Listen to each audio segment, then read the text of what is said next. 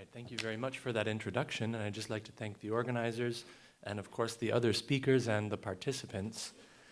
I should begin by saying that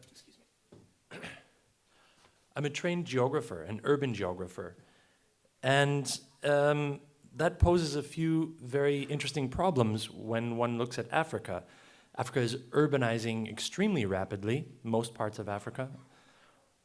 And yet, urban studies as a discipline is informed by theory that was generated predominantly in Europe and North America. This is where the problem comes in, obviously. Is urban theory applicable to urbanization in Africa in the 21st century? So that's the question I'll pose. And I'm going to actually offer a few ways that I think we can think past this Eurocentric impasse. And then I will take it one step further and examine what are the implications of moving beyond the Eurocentricity of urban studies, and how can we then better understand urbanization in Africa and its implications for economic development in the 21st century. So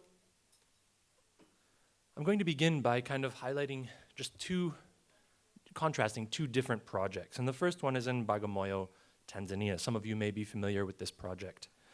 Here's Xi Jinping and Jakaya Kikwete in Tanzania. I think this was a couple of years ago.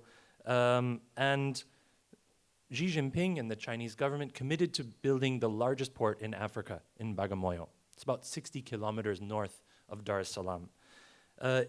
Currently, the town, we have to call it a town, it only has 30,000 inhabitants. So it's not a major metropolis yet, but it will be shortly. The plan calls for an $11 billion investment, and it will drive other infrastructural investments as well, because it will be linked with road networks, rail networks, an special economic zone, and an international airport, and so on and so forth. So you can just imagine the dramatic transformation that this area will witness in the coming years. I'd like to contrast that with another project, Eco-Atlantic in Lagos. Some of you are probably familiar with this. This gentleman, I'm sure, is familiar with it.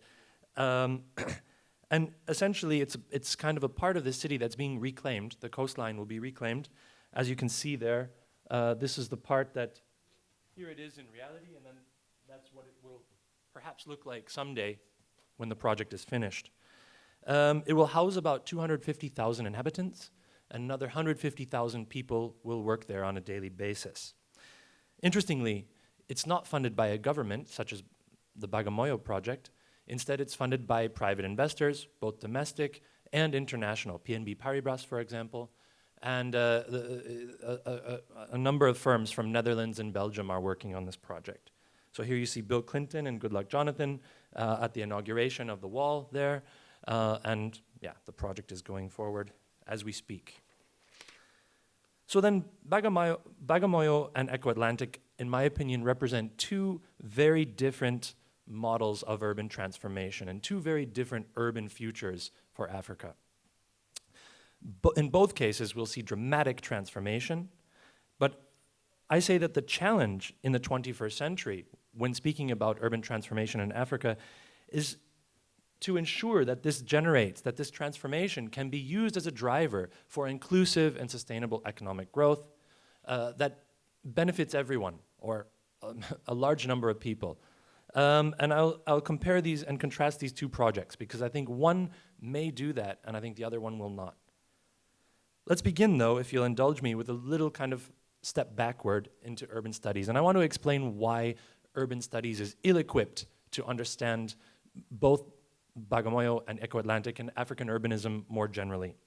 So here you see Berlin, Manchester, and Chicago. These are the cities where most urban theory, the earliest urban theory, was generated. It's worth asking, what gave birth to these dynamic cities in the 17, 18, 1900s? And in two words, we can say the Industrial Revolution.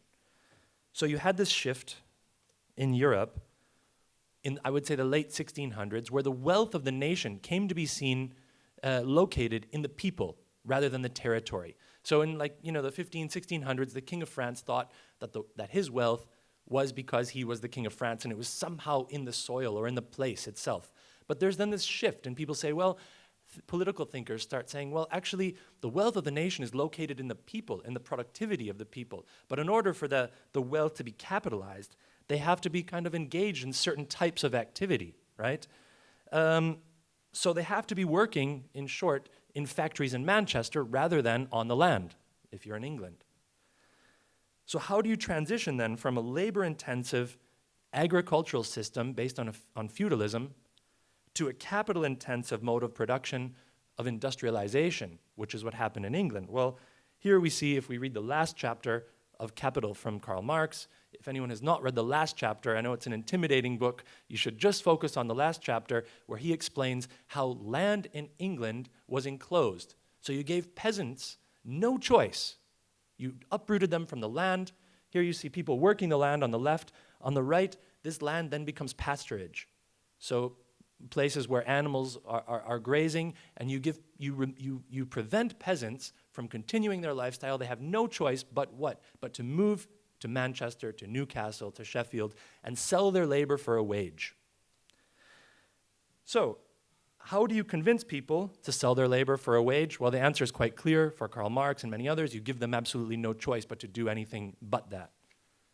And I would say that governance from about the 1700s until very recently was about precisely that, about transforming a peasantry into an urban proletariat, into a working class, okay?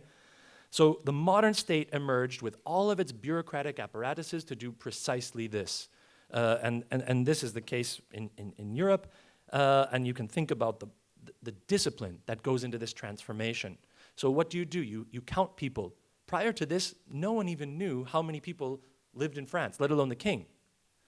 So you count them. It was very revolutionary when the first censuses that were taken. You count people, then you classify them into different categories. For example, peasant, worker, but many others. And then you identify the deficiencies with each category. And of course, the deficiencies and the abnormalities have to do with what is preventing these people from contributing to the wealth of the nation, i.e., what is preventing them from being a worker and working in a factory and selling their labor power for a wage. And then you have your bureaucracy to act on people, and that's how you then transform them, and you reduce their deficiencies or you correct them, and so on and so forth. So we think of in England of the poor laws. It was against the law to be poor in 1700s in England, okay? And if you were a vagabond, you would be thrown in a workhouse. It's like a jail, except you haven't done anything wrong, and you simply work there, but you don't get paid for it. So they teach you then how to be a good worker. And we have many other examples that are like that. That's just an extreme one. But Michel Foucault, the French philosopher and historian, he studies these disciplines and how populations are then produced, how you transform a peasantry into a working class. And I would say that then these disciplinary procedures and this disciplinary knowledge was then transferred to the colonies, where it was implemented even more intensively. Because the disciplines that were implemented in India, in Egypt, in Ghana, present-day South Africa, these were much, much harsher, and they were much more, what can you say, they were much more invasive than were the disciplines, than their version back home in England, what would have been tolerated what was tolerated on the Rand, when trying to produce miners, would never have been tolerated in England. Pardon? Exactly, that's a great word, thank you, sir. So, these disciplines were then exported to the colonies where they were intensified, and I would say that after colonization, in the post-colonial period, there was a lot of continuity. So regardless of whether or not an independent state was governed by an indigenous bourgeoisie or a Marxist revolutionary outfit, you saw continuity in the way it was governed. The difference is that the motives were more altruistic, right? The difference is that the motives were not to enrich a colonial power, but the theory of transforming an quote-unquote inefficient rural population into an efficient, modern, industrial working class. These were the same. So, let's take, for example, the desert cities in Egypt in the 1970s. Anwar Sadat said this will transform the population geography of Egypt. The idea was get people out of rural areas, get them into cities, and get them working in factories. We see similar ideas in Ethiopia and Tanzania, kind of forced relocation programs. Now, it didn't always work. I'm not saying that. But what I'm trying to tell you is that the logic of governance and the logic behind governance was the same. And that's why you had the growth of cities at different points. So you have here Mr. Arthur Lewis, a Nobel Prize-winning development economist, and he advocates this precise plan. He says, if you want to catch up with industrialized countries in Europe and North America, you have to get this unlimited supplies of labor out of rural areas and into cities. Now, what does he mean by unlimited supplies of labor? He says that so many people are sitting in rural areas not doing very much. So, for example, if I told all of you, well, you have to change that light bulb, you could do it.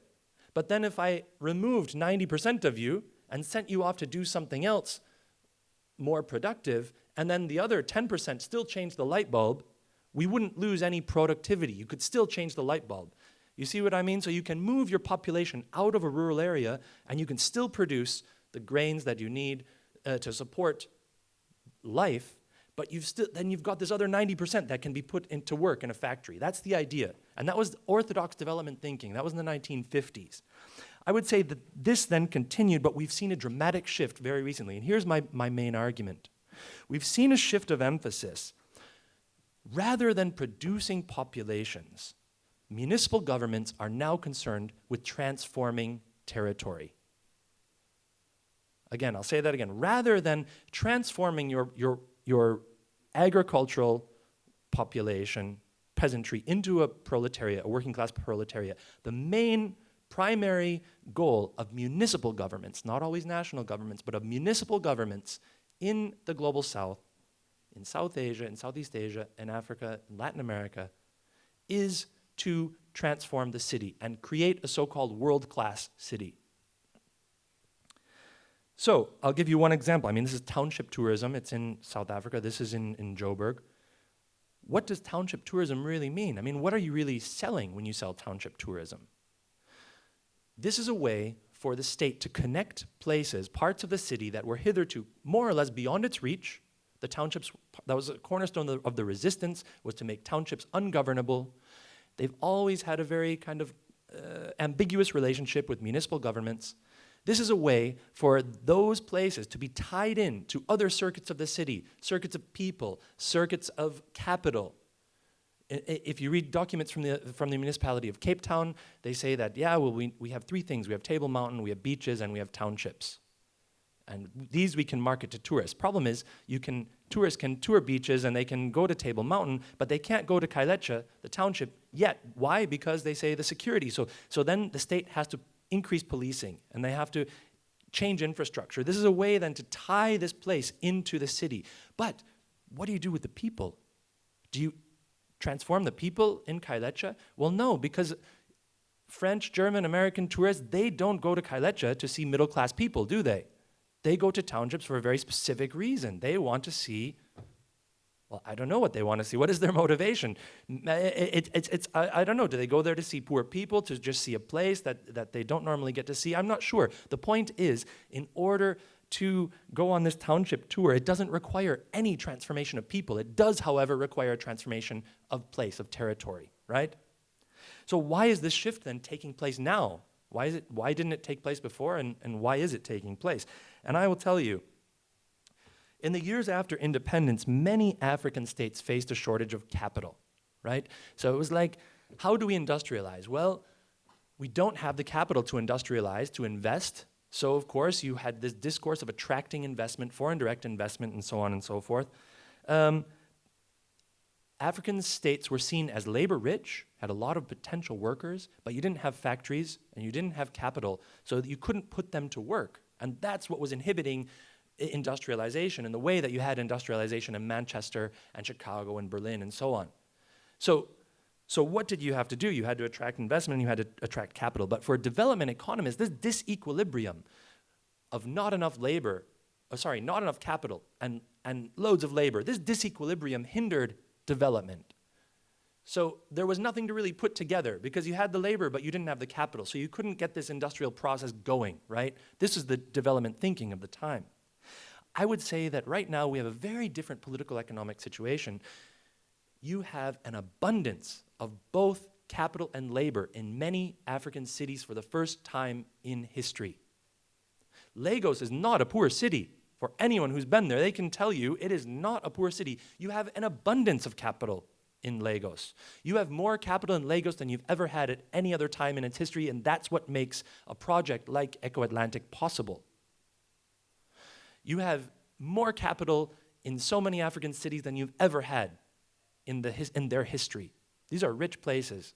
However, you also have more labor than you've ever had in the history of these cities, right? Look at how fast Lagos is growing and who's moving there. It's people who cannot sell their labor. They can't work in rural areas, and they cannot sell their labor power for a wage. They cannot find jobs. So they're living in Makoko, or people are living in Kibera. So you have, instead of, in the past, you had loads of laborers, not enough capital. Now you have more of both than you've ever had in the history of these cities. The strange thing is they're not coming together in the way that they came together in Manchester and Newcastle and Berlin in the Industrial Revolution. You're not getting that production. Instead, the laborers are living in places like Makoko, and the capital is going into the built environment, into infrastructure. It's going into the transformation of the city itself rather than production. So, I want to read to you a little passage from Abdulmalik Simon. He's a fantastic urban scholar. He studies all over the world. But he says, and I quote, "In a neighborhood such as Oju Elegbe in Lagos, the day's commerce gives way to the night, and a different kind of operation, even if what is bought and sold during the night is largely what is bought and sold during the day. But a new regime of authority seems to kick in.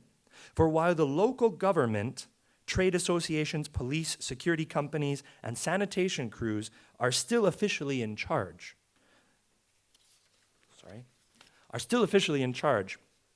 of maintaining order, much of what really takes place is ceded to a new format where the rules may still be the rules, but are now, for these hours, slightly qualified.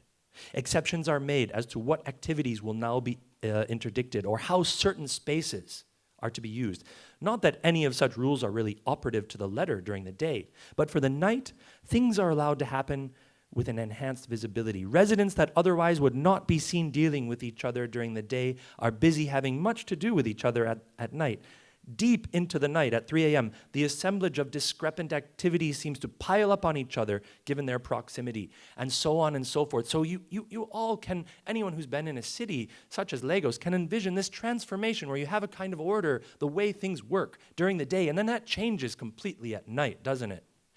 Well, I think this is great. I really like Malik, but I think that where he's wrong is that you don't just get two. It's not just a coin that flips, is it? You have one bleeding into the other. And in my opinion, you've got this one regime up here, the top one, where municipal authorities do impose some order, right? And their objective is to transform the city and create a world-class city. However, you have all sorts of other regimes that are operating at the same time.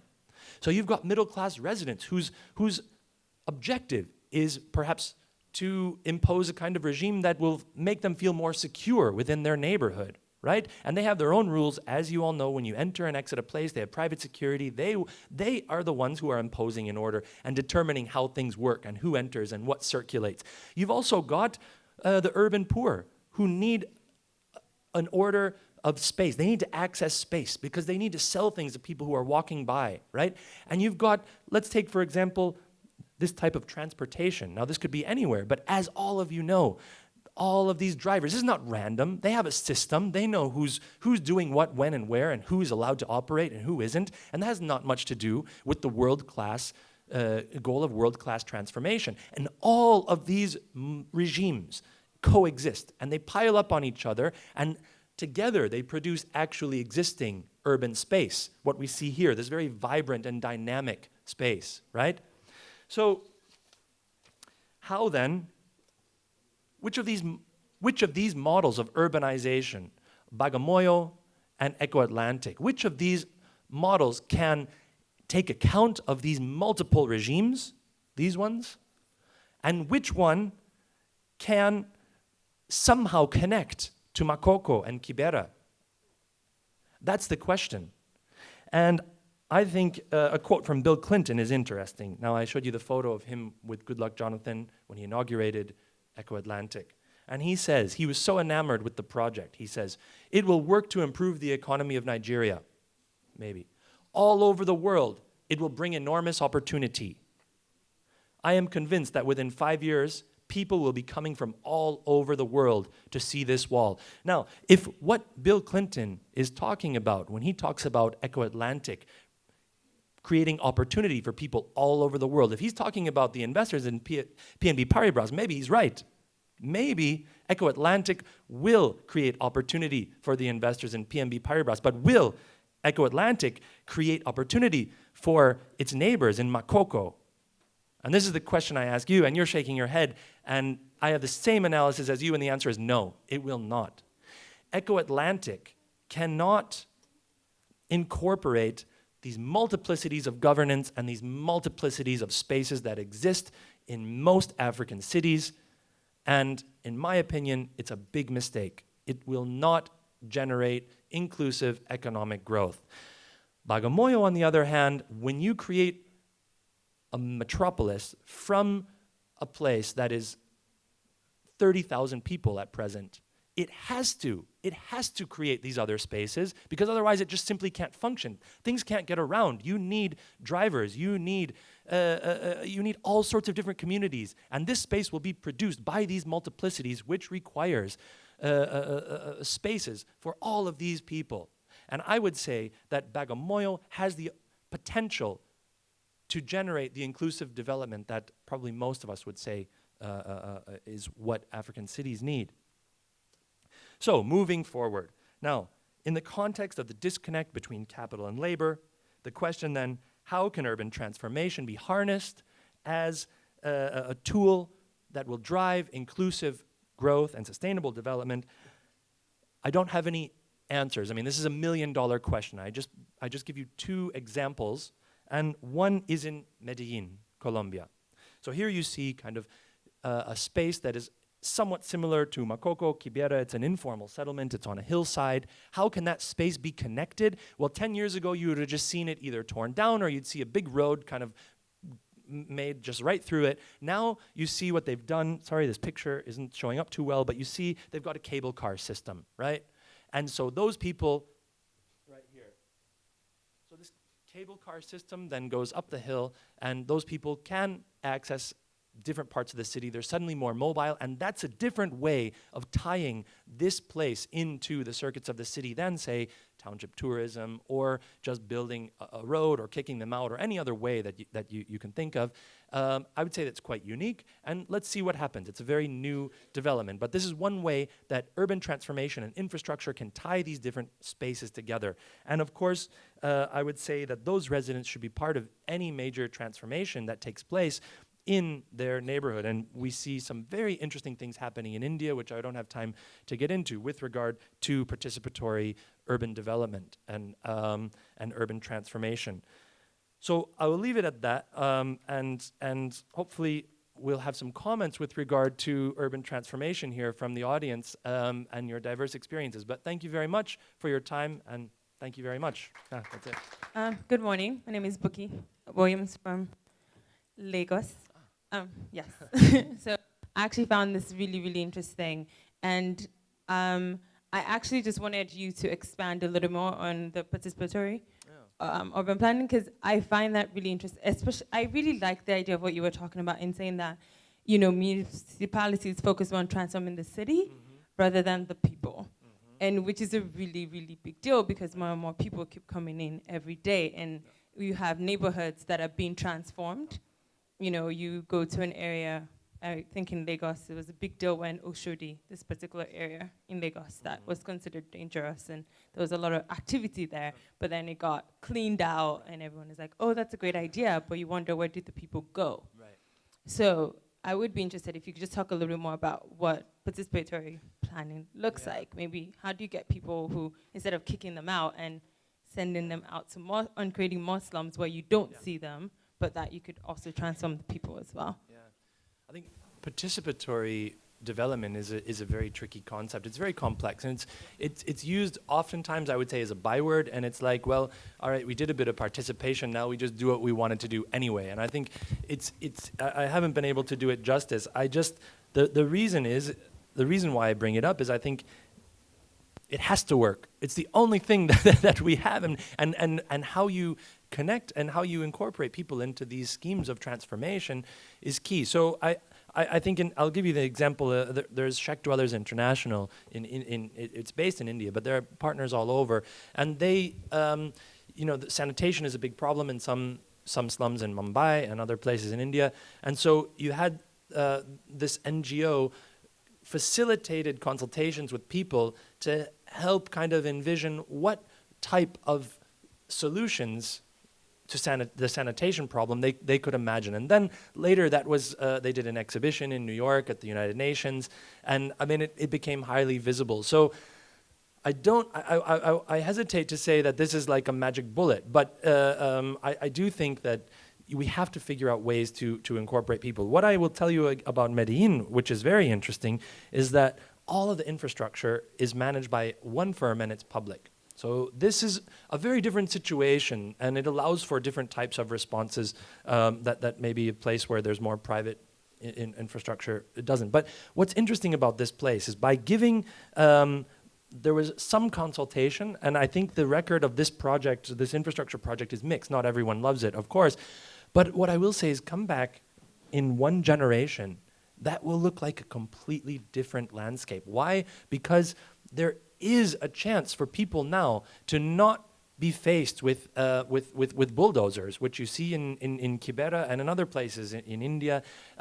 These people will stay here now, and because of this infrastructure, they can, perhaps some of them will get jobs in different types of jobs in the city center and so on, and they will invest in their homes, and you will see a very different urban landscape in one generation. So I guess what the point I want to make is, let's skip a little bit beyond participation, not talk about the nuts and bolts. We have to figure that out. That has to be done in any case. But what the real objective then is to allow people to participate in the rhythm of the city, and then have some agency or be able to envision their future. And I think, yeah, that's the best answer I can give. That probably doesn't really satisfy you, but.